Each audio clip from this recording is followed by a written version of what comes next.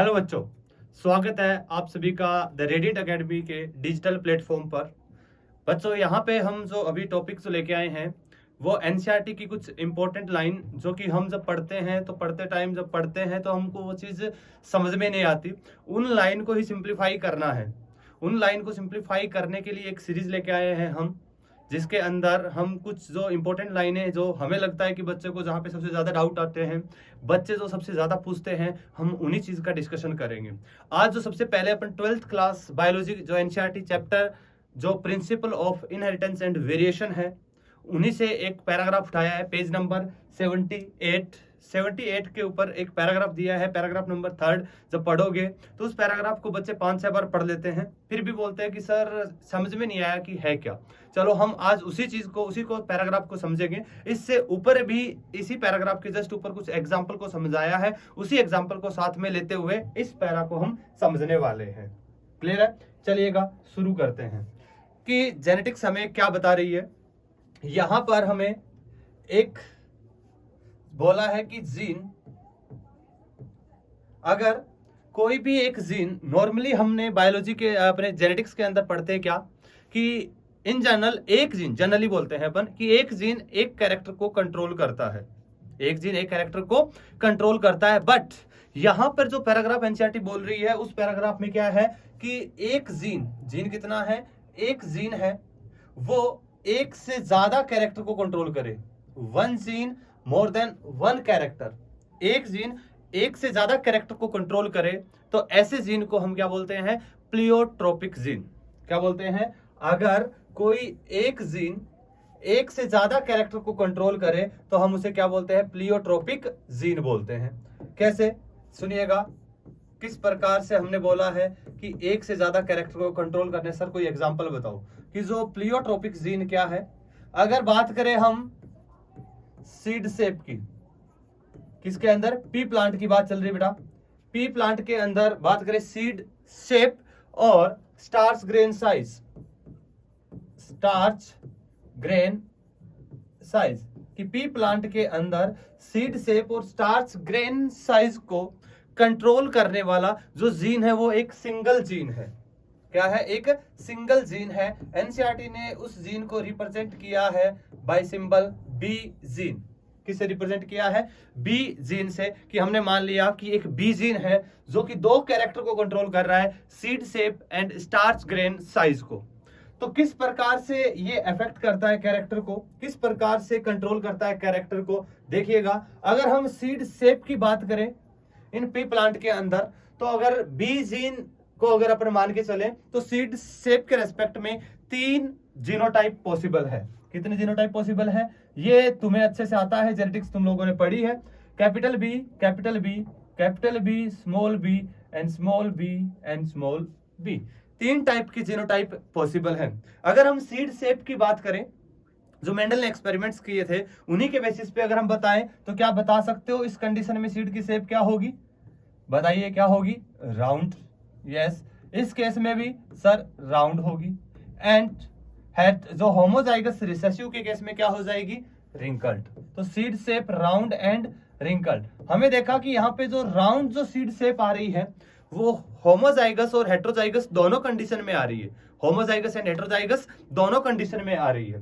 जबकि homozygous recessive में seed कैसा आ रहा है? रिंकल्ड आ रहा है। नॉर्मल अपने आप को जीन एक्सप्रेस कर रहा है। और यहां पर जो सीड शेप की जब स्टडी कर रहे हैं तो बी जीन काम कर रहा है, बोले तो काम कर रहा है किसकी तरह? डोमिनेंस की तरह। तो यहाँ पे क्या हो रहा है? डोमिनेंस या लागू हो रहा है, बोले तो लॉ ऑफ डोमिनेंस लागू हो रहा है। तो डोमिनेंस क्या होता है कि वो जीन जो होमोजाइगस हेट्रोजाइगस दोनों कंडीशन में अपने आप को एक्सप्रेस करता है, क्या कहलाता है? डोमिनेंट कहलाता है। क्लियर है? चलिएगा अब अगर बात करें in case of starch grain size, starch grain size के केस में भी अगर अपन जीनोटाइप बनाएं तो 3 जीनोटाइप पॉसिबल है। Capital B, capital B, capital B, small B and small B, small B. But यहां पर क्या देखने को मिला कि जब एक्सपेरिमेंट किए तो देखा कि कैपिटल बी वाला जो था वो उससे स्टार्च ग्रेन साइज कैसे बनी सीड के अंदर? लार्ज स्टार्च ग्रेन साइज, कि लार्ज स्टार्च ग्रेन बनी। जब हमने देखा अगर रिसेसिव कंडीशन है तो देखा स्मॉल स्टार्च ग्रेन बनी। कैसी बनी है? Small starch grain. चलिए ये तो नॉर्मल था, बट क्या देखा कि यहां पर कैपिटल बी और स्मॉल बी जब कंडीशन हेट्रोजाइगस हुई उस केस में देखा गया कि स्टार्च ग्रेन का साइज ना तो लार्ज था ना स्मॉल था, वो आई कैसी, मीडियम साइज स्टार्च ग्रेन। कैसे आई, मीडियम साइज्ड स्टार्च ग्रेन। तो अभी यहां पे क्या पता चला कि होमोजाइगस डोमिनेंट है तो कंप्लीट एक्सप्रेशन हो रहा है, होमोजाइगस रिसेसिव है तो कुछ भी एक्सप्रेशन नहीं हो रहा, रिसेसिव कैरेक्टर अपीयर हो रहा है। But in case of heterozygous, in case of heterozygous ये ना तो लार्ज है ना स्मॉल है, दोनों का इंटरमीडिएट आ गया, बोले तो मीडियम आ गया, तो कंप्लीट ना तो एक्सप्रेस कर पाया ना ही कंप्लीट रिसेसिव रह पाया। तो यहां पर जो डोमिनेंट जीन था उसने अपने आप को कुछ एक्सप्रेस किया बट कंप्लीट एक्सप्रेस नहीं कर पाया स्मॉल बी के ऊपर, और साइज क्या आ गया, मीडियम साइज। तो यहां पर ये जो जीन है वो काम कर रहा है किसकी तरह, इनकम्प्लीट डोमिनेंस की तरह। किसकी तरह काम कर रहा है, इनकम्प्लीट डोमिनेंसी शो कर रहा है।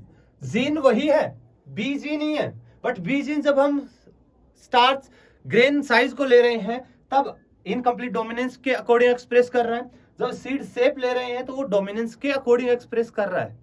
तो क्या कोई ये कि वो डोमिनेंस शो करेगा कि इनकम्प्लीट डोमिनेंस शो करेगा कि ये जीन का फीचर है? अगर ये जीन का फीचर होता तो बी जीन किसी एक की तरह बिहेव करता, बोले तो डोमिनेंस की तरह बिहेव कर रहा तो हमेशा डोमिनेंसी ही शो करता, बट यहां इनकम्प्लीट डोमिनेंसी भी शो कर रहा है। मतलब कि डोमिनेंसी या बोले तो कोई डोमिनेंसी या कैरेक्टर का अपीयर होना जीन का ऑटोनोमस फीचर नहीं है, जीन का ऑटोनोमस फीचर नहीं है। क्या बोला कि डोमिनेंसी का होना जीन का ऑटोनोमस फीचर नहीं है, या जीन जो प्रोडक्ट बना रहा है, क्योंकि जीन हमें पता है आरएनए बनाएगा, आरएनए से प्रोटीन, बोले तो प्रोटीन क्या करेगा, एंजाइम और सबस्ट्रेट को कन्वर्ट करेगा प्रोडक्ट में, तो बोले तो जो प्रोडक्ट बना रहा है उसका फीचर नहीं है, या बोले तो डोमिनेंसी जीन का ऑटोनोमस फीचर नहीं है। तो सर किस चीज का है, यहां पर जीन का प्रोडक्ट तो बनना ही चाहिए। यहां पर अपने कैरेक्टर फिनोटाइप एक्सप्रेस होगा तो प्रोडक्ट तो बनना ही चाहिए, यस, उस पे तो डिपेंड कर रहा है। इसके साथ साथ पर कि वो डोमिनेंस होगा, इनकम्प्लीट डोमिनेंस होगा, वो इस बात पे डिपेंड कर रहा है कि हम जब स्टडी कर रहे हैं तो कौन से कैरेक्टर को ले रहे हैं, जब हम स्टडी कर रहे हैं तो कौन से कैरेक्टर को ले रहे हैं। अगर आज हमें बोला जाए कि बताइए बी जीन डोमिनेंस शो कर रहा है कि इनकम्प्लीट डोमिनेंस, तो हम क्या कहेंगे, अब हम कुछ नहीं कह सकते। कैसे, क्योंकि अगर हमें बोला जाए कि B gene in case of seed shape क्या शो कर रहा है, बोलिए dominance, and in case of starch grain size क्या शो करेगा, इनकम्प्लीट डोमिनेंस। तो बी जीन को देख के हम नहीं बता सकते कि डोमिनेंस शो करेगा कि इनकम्प्लीट डोमिनेंस शो करेगा, ये इस बात पे डिपेंड कर रहा है क्या वो एक्सप्रेस कर रहा है, यस, एक्सप्रेस करने के साथ साथ कि हम जब स्टडी कर रहे हैं कौन सा कैरेक्टर कंसीडर कर रहे हैं हमारी स्टडी के अंदर, क्लियर है। और जब कोई एक जीन एक से ज्यादा कैरेक्टर को कंट्रोल करता है, एक से ज्यादा फिनोटाइप को कंट्रोल करता है, तो वो जीन क्या कहलाता है, प्लियोट्रोपिक जीन कहलाता है। यही चीज एनसीईआरटी ने बोली है। एनसीईआरटी की लाइनें अपन देख लेते हैं कि उन्होंने क्या बोला है। क्या बोला, देयरफॉर, जो ऊपर पैराग्राफ दिया हुआ है उसको पढ़ने के बाद नीचे पैराग्राफ मिलेगा 78 नंबर पेज के ऊपर। Therefore dominance is not an autonomous feature of A gene, कि डोमिनेंस होना जीन का ऑटोनोमस फीचर नहीं है, और the product that it has information for, ऐसा नहीं है कि इसके पास जिस प्रोडक्ट की इंफॉर्मेशन है उसके लिए, ऐसा नहीं है। It depends as much on the gene product, yes, ये जीन प्रोडक्ट पे तो डिपेंड करता ही है, क्योंकि एक्सप्रेस करेगा तभी तो कैरेक्टर अपीयर होगा, उस पे तो डिपेंड कर ही रहा है, बट उसके साथ साथ कौन सा कैरेक्टर हमने कंसीडर किया है इस बात पे भी डिपेंड कर रहा है। क्या बोला, the particular phenotype from this product as it does on the particular phenotype that we choose to examine in our study, कि जब हम स्टडी कर रहे हैं तो हमने कौन सा फिनोटाइप लिया है, कौन सा कैरेक्टर हमने चूज किया है, इस बात पे भी डिपेंड करता है। और जब एक से ज्यादा फिनोटाइप कोई एक जीन कंट्रोल करता है तो क्या कहलाता है, प्लियोट्रोपिक जीन कहलाता है। अरे क्लियर है ना। चलिएगा बेटा, एक चीज और थोड़ी सी समझिए इसके अंदर। नॉर्मल हमने पता है कि नॉर्मल अगर ये हमने कोई क्रोमोसोम दिखा दिए, क्रोमोसोम की सेम लोकस पे यहां कोई दो जीन बना दिए, हमें पता है दोनों एक दूसरे के एलिल है, यहां पर ये जीन जब एक्सप्रेस करेगा तो आरएनए बनाएगा, यस सर, प्रोटीन बनाएगा, यस, और सबस्ट्रेट को कन्वर्ट करेगा प्रोडक्ट में, करेगा कि नहीं करेगा। जब प्रोडक्ट में कन्वर्ट करेगा तो यस वो कैरेक्टर को कंट्रोल करेगा, तो बोलो ये क्या है, यस सर डोमिनेंट है। ये डोमिनेंट एलील हो जाएगा। यहां पे ये भी एक्सप्रेस करेगा, आरएनए बनाएगा, प्रोटीन बनाएगा, सबस्ट्रेट को कन्वर्ट करेगा प्रोडक्ट में, तो इसको भी क्या बोल देंगे, डोमिनेंट बोल देंगे। अब अगर ये मान लो आरएनए नहीं बनाए, प्रोटीन नहीं बनाए, सबस्ट्रेट को कन्वर्ट प्रोडक्ट में नहीं करे, तो ये जीन क्या कहलाएगा, बोलो क्या कहलाएगा, रिसेसिव। बोले तो इसे क्या बोल देंगे, रिसेसिव एलील। तो बोले तो कोई कैरेक्टर कंट्रोल करने के लिए जीन का एक्सप्रेस करना जरूरी है? यस, जरूरी है, बिल्कुल। नॉर्मल केस में ऐसा ही होगा कि एक जीन अपने आप को एक्सप्रेस कर रहा है, डोमिनेंट होगा। But in case of pleiotropy अकेले जीन का होना डोमिनेंसी नहीं है, जीन के साथ साथ जीन होना ही डोमिनेंसी नहीं है, जीन के साथ साथ क्या होना जरूरी है, वो जीन प्रोडक्ट बनाना चाहिए। एंड वो जीन किस कैरेक्टर के लिए अपन उस जीन की स्टडी कर रहे हैं, वो फिनोटाइप हमें पता होना चाहिए। अगर वो जीन एक्सप्रेस कर रहा है और उस जिस फिनोटाइप की हम स्टडी कर रहे हैं उसका नाम हमें पता है, तो हम बता देंगे वो डोमिनेंसी शो करेगा कि इनकम्प्लीट डोमिनेंसी शो करेगा। यही है एनसीईआरटी की ये लाइन जो हमने अभी समझी है। क्लियर है ना? चलिएगा वापिस से कि ये एक जीन जो एक से ज्यादा कैरेक्टर कंट्रोल कर रहा है, कभी डोमिनेंस की तरह बिहेव कर रहा है, कभी इनकम्प्लीट डोमिनेंस की तरह बिहेव कर रहा है, तो जीन का डोमिनेंस होना उसका ऑटोनोमस फीचर नहीं है इन केस ऑफ प्लियोट्रोपी। इस बात पे डिपेंड करता है कि जीन ने एक्सप्रेस किया, करना पड़ेगा तभी कैरेक्टर कंट्रोल होगा, एंड हमने कौन सा फिनोटाइप चूज किया है स्टडी करने के लिए। क्लियर है? Thank you.